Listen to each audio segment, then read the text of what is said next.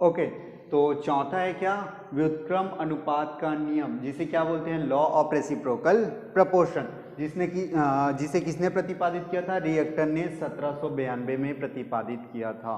कौन सा नियम, व्युत्क्रम अनुपात का नियम, जिसे रिएक्टर ने 1792 में प्रतिपादित किया। ठीक है, चलो, तो इस नियम के अनुसार यदि कोई दो तत्व ए और बी, सपोज कर लेते हैं, यदि कोई दो तत्व जिसका द्रव्यमान अलग अलग हो, इसका द्रव्यमान अलग है और इसका द्रव्यमान अलग है, यदि कोई दो तत्व जिसका द्रव्यमान अलग अलग हो किसी तीसरे तत्व से निश्चित अनुपात से संयोग करते हैं, तीसरा तत्व सी है और निश्चित अनुपात से संयोग करते हैं, इनके इनके अलग अनुपात होगा और ये इसका अलग अनुपात होगा।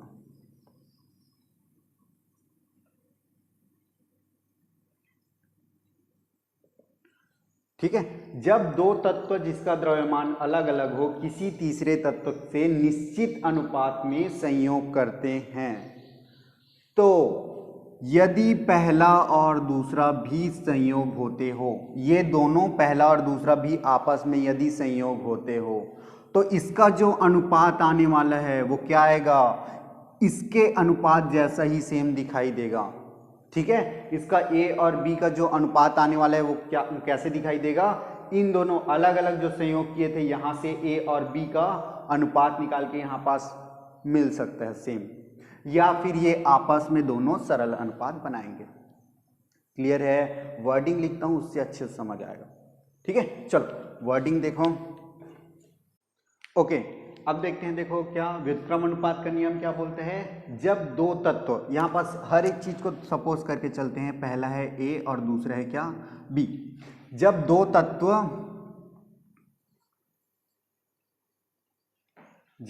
तत्व जिसको हम लोग सपोज क्या किए, ए बी, जब दो तत्व के भिन्न भिन्न द्रव्यमान, इन दोनों का द्रव्यमान अलग अलग है, दो अलग अलग तत्व है तो उसके द्रव्यमान अलग अलग ही होंगे।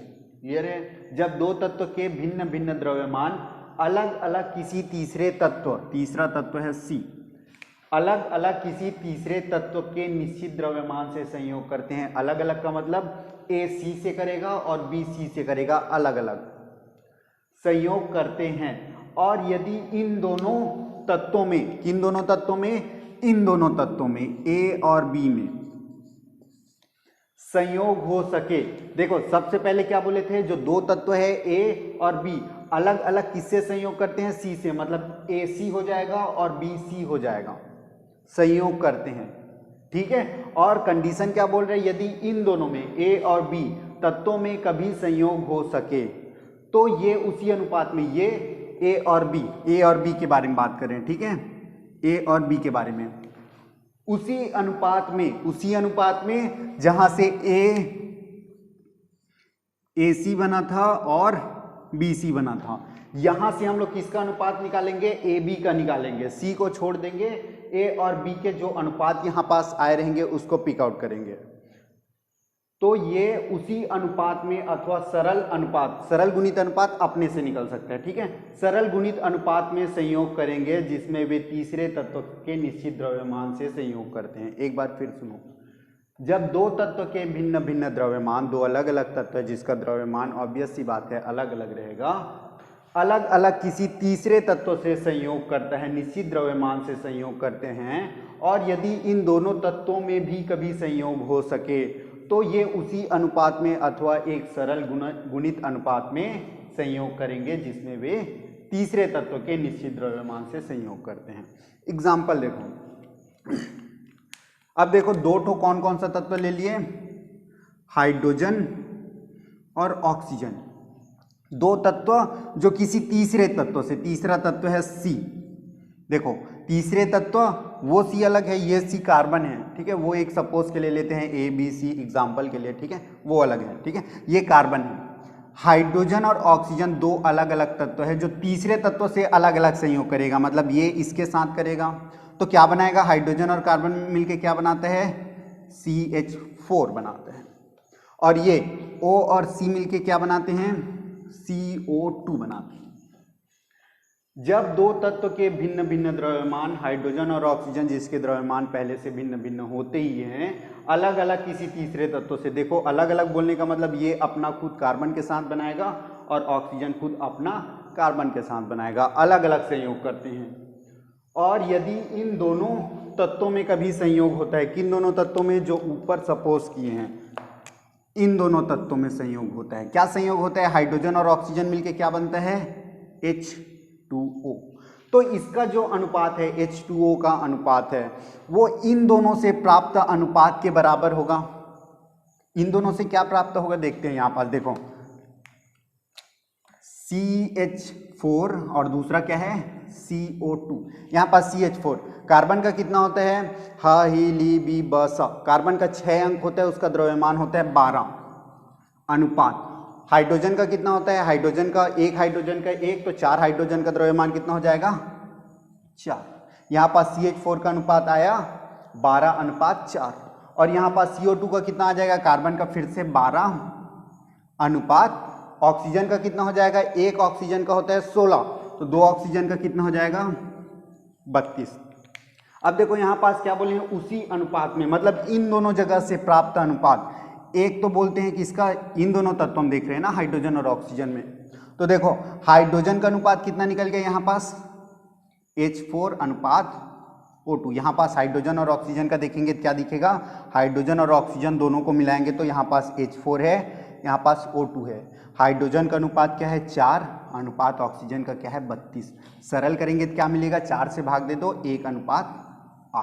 ये जो अनुपात मिला है हाइड्रोजन और ऑक्सीजन में, हाइड्रोजन और ऑक्सीजन दोनों संयोग किए हैं, उसमें जो अनुपात मिला कहाँ से मिला है, ये अलग अलग जो क्या किए हैं यौगिक बनाए हैं वहां से जो अनुपात मिला है, क्या इसी अनुपात में ये आएगा। पॉसिबल है कि सेम यही चीज यहां पास देखने को मिलेगा जो हम लोग H2O अलग निकालेंगे। अगर ऐसा नहीं मिला तो ये एक सरल अनुपात होगा, ठीक है, इसका थोड़ा सा अलग दिखाई देगा लेकिन सरल अनुपात में ही रहेगा। देखो कैसे, यहां पास जो अनुपात आया वो कहां से आया है, CH4 और CO2 से। किसका अनुपात आया है, हाइड्रोजन और ऑक्सीजन का ही आया है। अब यहां पास अलग देखते हैं सेम आता है कि नहीं, ठीक है। H2O हाइड्रोजन की कितनी संख्या है 2, जिसका द्रव्यमान कितना हो जाएगा 2, एक हाइड्रोजन का 1 होता है तो 2 हाइड्रोजन है तो 2 अनुपात। ऑक्सीजन का 16 होता है और एक ही ऑक्सीजन है तो 16। इसको सरल करेंगे क्या आएगा, 2 से भाग दे दो 1:8। देखो ये आपस में संयोग किए हैं उसका अनुपात, और ये जो अलग अलग संयोग किए हैं उससे जो हाइड्रोजन और ऑक्सीजन से जो अनुपात निकाले हैं, दोनों क्या दिखाई दे रहे हैं, देखो दोनों दिखाई दे रहे हैं एकदम सेम। यही चीज तो बोला गया है, ये उसी अनुपात में, देखो दोनों उसी अनुपात में हैं। ये जो आपस में संयोग किए हैं वो और अलग अलग संयोग किए हैं वहां पास से उसी अनुपात में होते हैं। अगर उसी अनुपात में नहीं होंगे तो यहाँ पास एक सरल अनुपात, सरल गुणित अनुपात दिखाई देगा। एक और एग्जाम्पल देखेंगे, ठीक है। यहाँ पास देखो हम लोग निकाले हैं, एक बार फिर से समझा देता हूँ। CH4 और CO2 के अलग अलग अनुपात से हम लोग केवल हाइड्रोजन और ऑक्सीजन के अनुपात को निकालेंगे और H2O जो संयोग हुआ है वहां से अनुपात निकालेंगे और देखेंगे दोनों सेम है क्या। तो यहाँ पास दिखाई दे रहा है सेम है, तो उसी अनुपात बोलने का मतलब यहाँ पास उसी अनुपात में आ गया। अब यहाँ पास बोलता है अथवा सरल अनुपात, तो ये सरल अनुपात सरल गुणित अनुपात क्या है वो भी एक एग्जाम्पल में देख लेते हैं। क्लियर है, ये वाला क्लियर हुआ पहले तो, ठीक है। चलो अब दूसरा जो देखते हैं वो वाला किसके किसके बीच रहेगा, सल्फर ऑक्सीजन, और सल्फर ऑक्सीजन दो अलग अलग लेंगे जो कॉपर के साथ संयोग करेंगे। ये पहला लिए तत्व सल्फर और दूसरा लिए ऑक्सीजन, दो तत्व अलग अलग जो तीसरे किसी तत्व किसके साथ, Cu कॉपर के साथ संयोग करते हैं। यहाँ पास अलग से मैं बता देता हूँ, सल्फर का होता है द्रव्यमान होता है 32, ऑक्सीजन का होता है 16 और Cu का कॉपर का होता है 63.5। ठीक है, चलो तो यहाँ पास क्या क्या बनाने वाला है, सल्फर और ऑक्सीजन। देखो बोला क्या है, दो तत्व अलग अलग, सल्फर और ऑक्सीजन जो तीसरे तत्व से संयोग करते हैं, और संयोग करके क्या बनाएंगे, सल्फर और ऑक्सीजन। पहले तो सल्फर और ऑक्सीजन बनाएंगे क्या, CuS और ऑक्सीजन और कॉपर मिलके क्या बनाएगा, CuO। ठीक है। अगर अब कंडीशन फिर से क्या बोलता है, अगर ये दोनों संयोग करते हैं और संयोग करके क्या बनाते हैं, हमें पता है SO2। अब यहां पास देखते हैं, सबसे पहले यहां पास अनुपात देखेंगे। देखो CuS और दूसरा क्या है CuO, किसका अनुपात निकालेंगे, ये आपस में दोनों का अनुपात यहां से पिक आउट करेंगे। ये जो अनुपात है उसी को ले रहे हैं, लेकिन यहां से अनुपात किसका पिक आउट करेंगे, सल्फर और ऑक्सीजन का ही पिक आउट करेंगे। देखो कॉपर का कितना होता है, कॉपर का 63.5 होता है अनुपात। सल्फर का कितना होता है, सल्फर का होता है 32। यहां पास कॉपर का कितना होता है, कॉपर का फिर से 63.5 अनुपात, ऑक्सीजन का होता है 16। यहां पास हमको किसका अनुपात निकालना है, कॉपर से कोई मतलब नहीं है, आपस में हम लोग सल्फर और ऑक्सीजन का अनुपात निकाल के देखते हैं। तो सल्फर और ऑक्सीजन का कितना आता है, देखो ये सल्फर का है 32 और ऑक्सीजन का है कितना, अनुपात 16। सरल करेंगे क्या दिखेगा, 2:1 दिखाई दिया। ये कहाँ का अनुपात है, ये जो अलग अलग संयोग किए हैं वहां से सल्फर और ऑक्सीजन का निकाले हैं, वो आपस में दोनों तत्वों का निकाले हैं वो वाला।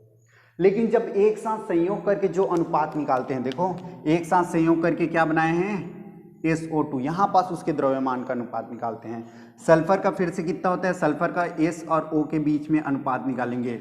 सल्फर का कितना होता है 32, तो ये 32 अनुपात, ऑक्सीजन का होता है 16, एक ऑक्सीजन का 16 होता है, यहां पास 2 ऑक्सीजन है, कितना हो जाएगा 16 दूनी 32। सरल करेंगे क्या आएगा, 1:1। देखो तो दोनों सेम आए हैं क्या, यहाँ पास देखो 2:1 आया है और यहाँ पास 1:1 आया है, दोनों सेम है क्या, यहाँ बोला है क्या उसी अनुपात में। जो पीछे वाले हम लोग इसके पहले एग्जाम्पल पढ़े थे वो उसी अनुपात में दोनों सेम थे, लेकिन यहाँ पास क्या मिलेगा, अथवा सरल गुणित अनुपात में। अब सरल गुणित अनुपात से क्या समझ आएगा, देखो यहाँ पास इसको क्या लिख सकते हैं, 2:1 को 2/1 और इसको क्या लिख सकते हैं, 1:1 को 1/1। अनुपात मतलब बटा। ये दोनों बराबर कब होगा, ये दोनों बराबर कब होगा, जब इसमें गुना करेंगे किसका, एक सरल चीज का, इसमें 1 का गुना करेंगे, इसमें 2 का गुना करेंगे। देखो अब आ गया सरल गुणित अनुपात, सरल चीज का गुना किए हैं 1:2 का। ठीक है, यहां पास किसका, सरल गुणित अनुपात में संयोग करेंगे, मतलब पहला वाला देखो 1 का गुना किए हैं, दूसरे में 2 का गुना किए हैं। सरल कितने गुना करना पड़ता है, दूसरे को बराबर करने के लिए, पहले से बराबर करने के लिए 2 का गुना करना पड़ता है। तो ये यही बताता है कि उसी अनुपात में होगा जैसे पुराना देखे थे, या फिर सरल अनुपात में, सरल गुणित अनुपात में। जैसे ये गुणित का मतलब देखो गुना किए हैं जिससे सरल आ गया। ठीक है, तो यही होता है व्युत्क्रम अनुपात का नियम। ठीक है, क्लियर है तो ये वाला, ठीक है ना। चलो तो इसके बाद अगला चलते हैं 1.5.5।